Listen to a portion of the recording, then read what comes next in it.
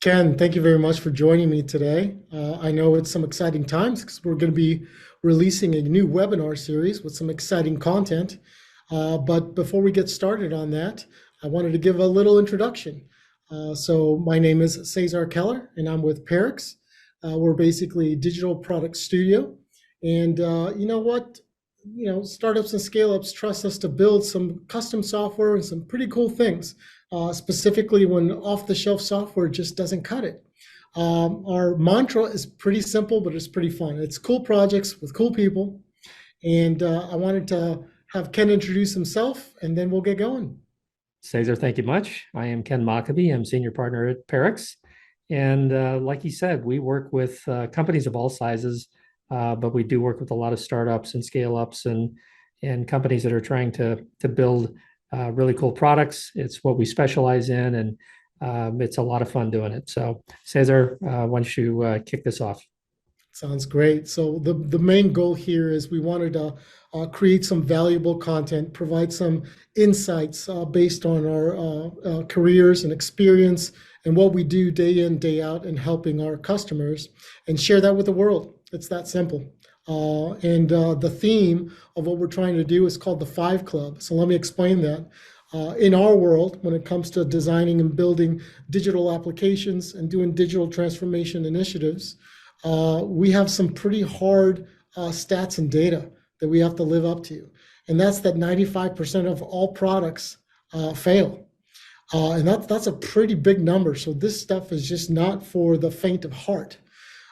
However, instead of focusing on what the 95% of teams do, we wanted to focus on what the 5% does.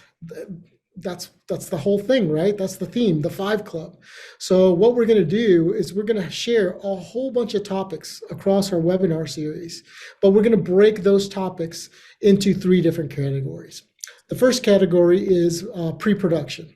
Consider this the R&D phase of before you make that decision to get into, yes, we're going to design and build this application and we're going to move forward. The second one is the production. Production phase is when you actually decided, yes, I'm going to invest it. Let's get after it. Let's build this product. And then the final one is post-production, which means you're in the middle of launching or you have launched.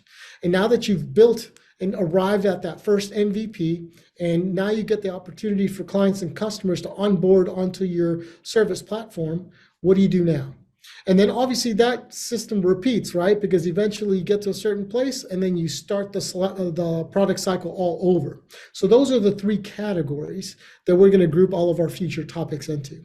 And what I wanted to do today is just give a glimpse, a little bit of an overview. We're not going to deep dive into any particular topic, but just have a conversation between Ken and myself, sharing some of the potential topics that are coming in the near future. So for pre-production, Ken, really we're highlighting three things that we wanted to share today. The first one is cost, timeline, and estimates. The second is access to customers and end users during the R&D phase. And the last one is the go, no-go decision. So I wanted to share with you, maybe you can start. We talk to a lot of our clients and they have all kinds of questions when it comes to cost timelines and estimates. Can you give some insights regarding that particular topic? Absolutely. So, of course, any product team, no matter how big a company is, whether you're a Fortune 500 company or you're a new startup, everybody always wants to know how long is it going to take and how much will it cost. It's one of the most difficult questions to answer, but it is fundamental to what we do. Being respectful of budgets is something that as a product company, we have to be. So we have some methodology around that we think is really valuable, and how we manage those budgets and respectful of budgets is really something that we take seriously. And we'll dive into that in some future webinars and how we do that, and how startups and companies, like I said, of all sizes, can manage their budgets more effectively. Yeah, there's so many factors that go into it, right? So for example, when you get estimates, there's going to be oranges to apples, and there's so many variances just in the contracts and agreements, right? Then there's the variety of teams that can actually take on and do the work and what they promise. And then there's the methodologies and process and what they do to accomplish that solution. And there's many, many more factors, right? But just imagine with all those factors, the amount of information that you get, You really have to have a balance into who you hire, how much you're going to spend, and how you're going to plan for these particular initiatives. So I know that's going to be a very exciting topic that we deep dive in the future. The second one is basically talking about end customers, users, empathy. You hear that a lot in our world. So Ken, you want to kick it off with some good insights there? Yeah, and this is really one of the most difficult topics when it comes to building a product. Way too many product teams skip this process or do it inadequately, gloss over it, and this is where you introduce a ton of risk. And doing that customer discovery and market discovery and doing your homework at the beginning of a project is just absolutely critical and vital to having a successful project and a successful product. And for startups, if your product fails, your company's going to fail. That's really what it amounts to. So that's what we're going to be talking a lot about is how to do that phase of a project the right way. Make sure that you've done your homework, that you're making really good decisions going forward. Yeah, my little practical insight here is we like to say we love to fall in love with the problem, right? Mhm. The more you understand the problem and the more you fall in love with crafting that solution, but from a root perspective, that's a game changer. So I'm super excited to get into some of those aspects in the future. And one last point Another, about that too is that if I can just add is that it's not only just solving the problem, but it's also that viability piece. And I think a lot of teams skip that or they think that they have found viability because they're solving a problem, but they have missed some of the forces that prevent the product from succeeding in the marketplace. So those are the things that we're going to dive into later on. very cool call out. Thank you very much. The last one under this category that we picked for today is the go no go decision. I'll kickstart this one a little bit in that, you know, we understand that a lot of people that come to us for these solutions, they come from all walks of life. And some of them are just not corporate. And corporations, obviously, that are successful, have the money, have the time, have the budgets because they're successful, right? Sometimes people come to us at the end of their career. They have life savings on the line, but they're very passionate about solving a problem. And we have to be good stewards of that potential investment. So sometimes, even though it's difficult, we rather tell someone, you're not ready to go. You haven't done everything. It might be the right timing, or the budget that you're trying to solve this with is just, you're going to need a lot more fundraising or other resources to make this happen. And again, it's not because we don't want to see them succeed. It would be easier for us to just say, yeah, we want that business. But again, it's about doing it right. And doing it right means, are you fully committed? Are you fully aware of the challenges that you're going to have to overcome? And sometimes, no is as good of a decision as yes. So I just want to highlight that as you kind of give some insights on there. But tell me a little bit about the go no go decision. No, that's a great setup on that. I think the thing to keep in mind is that it's not just one singular decision; it's a series of decisions. And far too many product teams and founders, they've got an idea, they're basing their decisions on intuition instead of data and analysis, and so they're just rushing ahead. And we see way too many startups that have done that.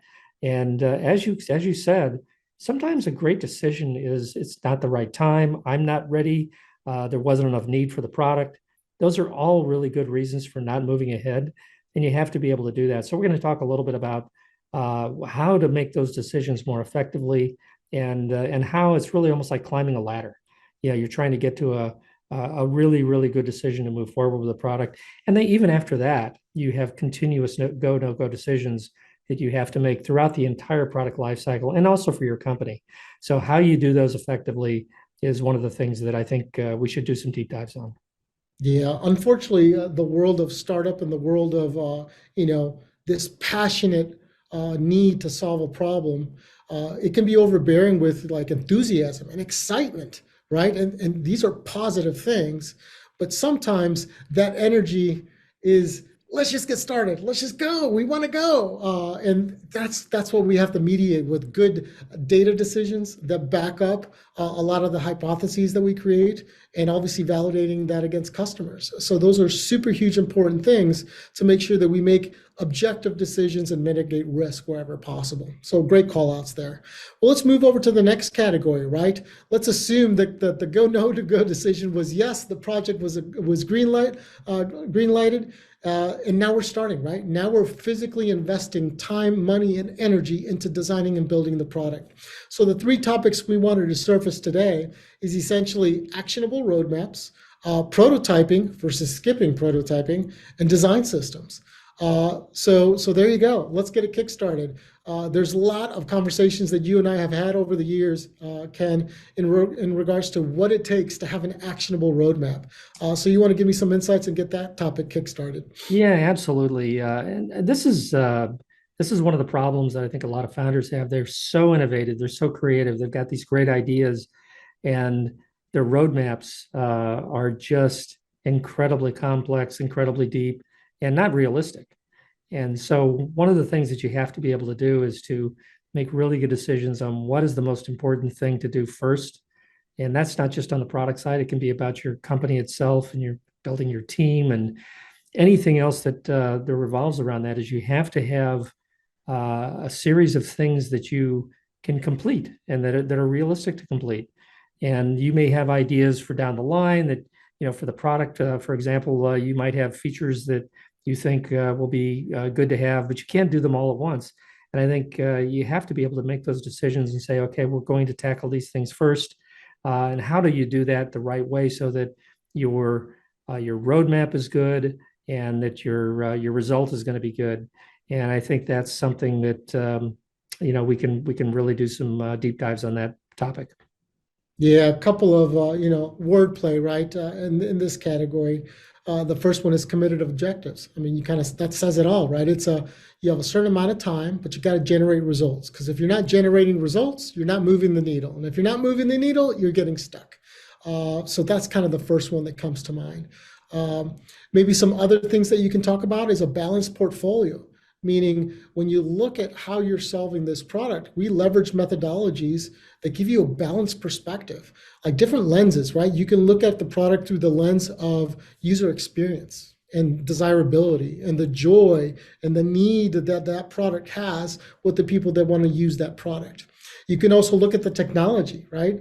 How it's built, how complex it is, what the architecture is. How much is it going to cost to get that technology going? How much is it going to cost to manage it and maintain it moving forward? So you got to find the right fit there. Then there's the business model itself. How are you going to price it? What market segments are you going to go to first? What are your challenges across the different markets that you're considering? From pricing strategies all the way to sales and marketing after the fact, because ultimately it's about revenue, right? We're not building these things for fun. There's got to be a business to it. There's got to be revenue to it. And you got to have enough money coming in to basically pay off everything. And now we're talking about sustainability. And again, it's not just a profit perspective, but these are initiatives that go on until you turn off the server, turn off the lights, right? So it's a living, breathing organism, like we say. And how are you going to sustain that and reinvest into it? So there's just a lot of little nuances that kind of make it possible for you to think about, how do I strategically get that roadmap going?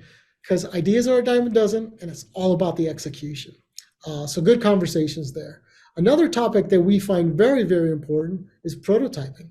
And we talked a little bit about the previous category, right? Sometimes people are just so excited and they just have so much passion. They just want to go. Let's just build the MVP. I don't want to build a prototype, right? And there's a couple of mistakes in doing so. So why don't you get that started for us? That's exactly it. We see that all the time. Founders that get excited, they've fallen in love with their idea, and they just want to go and they just want to build it. And they get something maybe half baked, and they try to get in the marketplace, and it doesn't succeed. They don't get traction, or they don't have the technology under handle on that properly. So it gets really, really complicated when founders have just sort of skipped all of the interim steps. And prototyping is just a fantastic way of being strategic about developing the product the right way, incrementally, with lots of iteration, lots of checkpoints, and lots of feedback loops that allow you to validate what you're doing against. Is it really solving the problem that you've targeted? Is the customer responding properly? Are they excited about what you're building? Does it meet their needs? Do they feel like it is something that they would adopt? These are the things that you have to answer. And if you just start building the product without going through those phases, then you add enormous risk to the project. And so we're really, really big proponents of doing some kind of prototyping phase. And it's just an extremely effective way to reduce risk and improve your velocity into the marketplace. A lot of people say we don't really have the time to do prototyping. Let's just build it. Well, then you wind up with doing a lot of pivots and refactoring, and you're building, on code instead of building with design. And it's a totally different scenario. So sometimes going fast is actually going slower. No, I love that. It's such a popular topic. I know that we've planned that might be one of our first webinars that we actually deep dive into. So very excited to basically exploding that topic and really getting into the details. The last one here is design systems. And what I know about design systems is just how awesome they can actually help so many more people than just the design team, right? These are picture a framework for, you don't have to design 100 screens to develop 100 screens. What if we developed a library of components that developers could use to go ahead of design teams and still bring in factors of consistency, memorability, usability, and universal systems to make sure that the product is more intuitive and easier to learn how to use. So just imagine all the awesome effects that can come after that. And a lot of teams either don't have the skills and talent, or they just bypass that process altogether.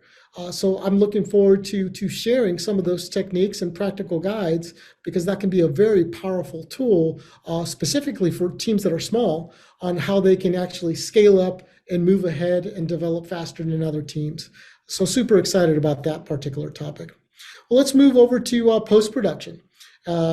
Here we're talking about launching, right? You are either in the process of launching, you have launched, and the topics are the following. Number one is launching should be a campaign that builds up momentum rather than just one singular event.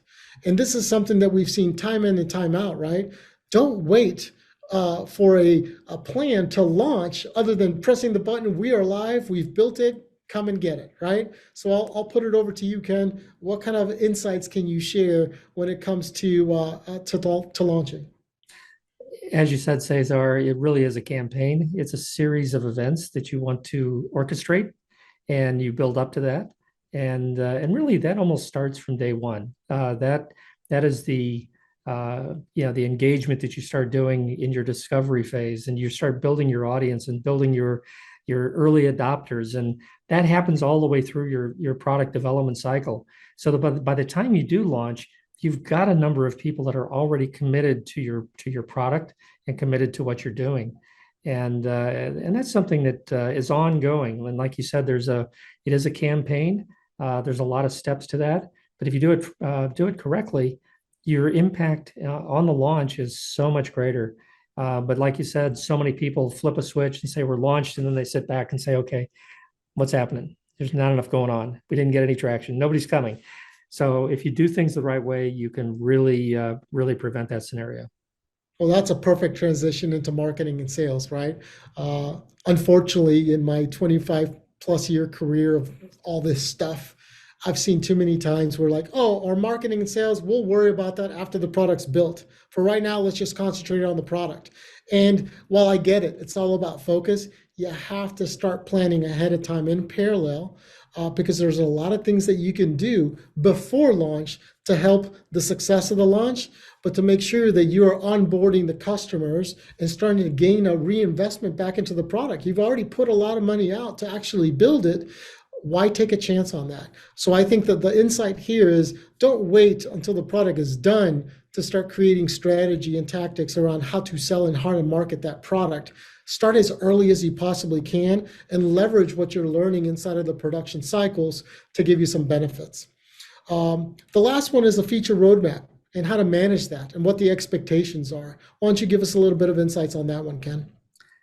That is a really important topic. What we've seen over the years is that once you get the product built, you're going to get enormous feedback. You're going to get suggestions on new features. You're going to have them internally and externally, and managing that that feature roadmap is going to be extremely complicated. And what we've seen is a lot of startups, they wind up kind of getting shiny object syndrome where everything looks like a great idea. They get an opportunity from a particular client. They say, hey, if you were to build this feature, we'd be happy to buy the product.